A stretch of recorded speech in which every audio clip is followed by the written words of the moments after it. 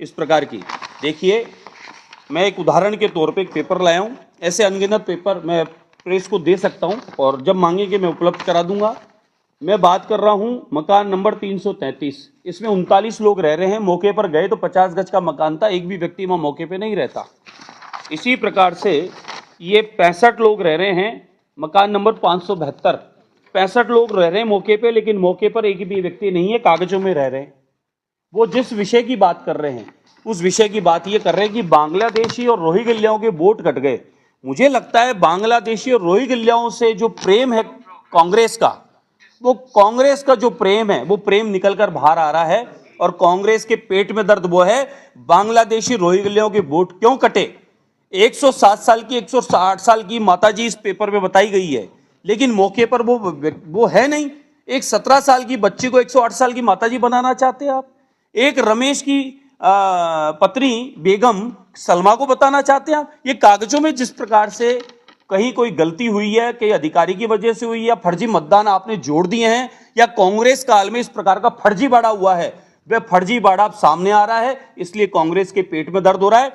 हम कौन होते कटाने वाले? ये प्रक्रिया है चुनाव आयोग की। चुनाव BLO 2 ने जो सामने नजर आया, घर में गए कि जेडीए क्वार्टर्स किसी को अलर्ट हुए हैं, जेडी में पता कर लो, जेडीए का लेटर हम आपको दे देते हैं। जेडीए क्वार्टर्स अलॉट नहीं हुए, जेडीए क्वार्टर्स अलॉट नहीं हुए। 2 साल पहले का लेटर है, आते के साथ सरकार को ये जेडीए को दिया है और जेडीए को ये कहा गया कि इन क्वार्टर्स में फर्जी तरीके से रोहिंग्या बांग्लादेशी घुस गए हैं, ये लोग यहाँ पर फर्जी मतदान भी करने की कार्ड बनवा रहे हैं, कृपया इनको यहाँ से निकालिए। किसी कारणवश वो निकल नहीं पाए या निकाला नहीं गया, उन मतदाताओं को, फर्जीओं को कटाने के लिए अगर हम लोग एप्लीकेशन देते हैं, उनके पास अगर कागज हैं तो कागज पेश कर दो। हम कौन होते कटाने वाले? कैसे कट सकते हैं? कौन सा तरीका है कटवाने का?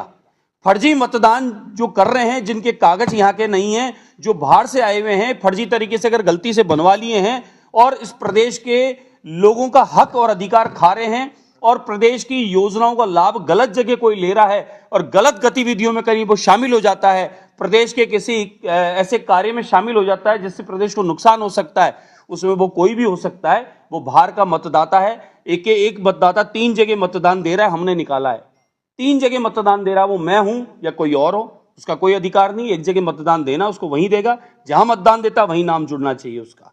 हमने निकाला है, 3 जगह मतदाता बन रहा है, वो बिहार में भी मतदान दे रहा है, वो बंगाल में मतदान दे रहा है, वो यूपी में भी मतदान दे रहा है और वह राजस्थान की कई विधानसभाओं में मतदान दाता बना हुआ है।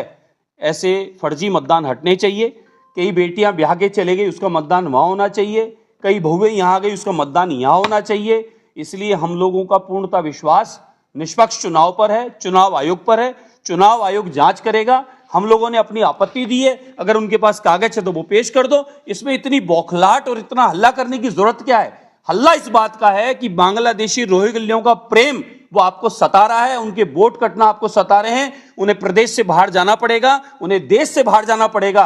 और हमारी योजनाओं का जो मुफ्त में राशन जो खा रहे हैं, जो यहाँ के मतदाता नहीं है, कहीं ना कहीं ये पेट दर्द कांग्रेस के वही है और इससे ज्यादा कोई पेट दर्द नहीं है। हमने आपत्ति की है, आप कागज पेश कर दें, दूध का दूध और पानी का पानी हो जाएगा, लेकिन ऐसी संस्थाओं पर आपकी उंगली उठाना ये बिल्कुल गलत है।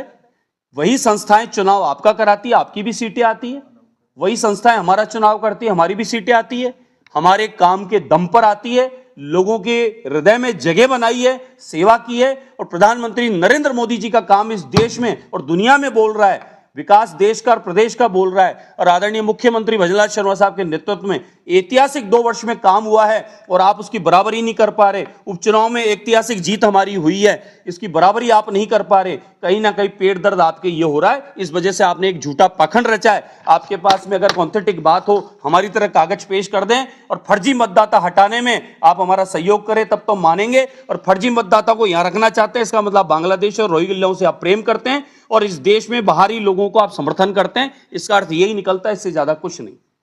उन्होंने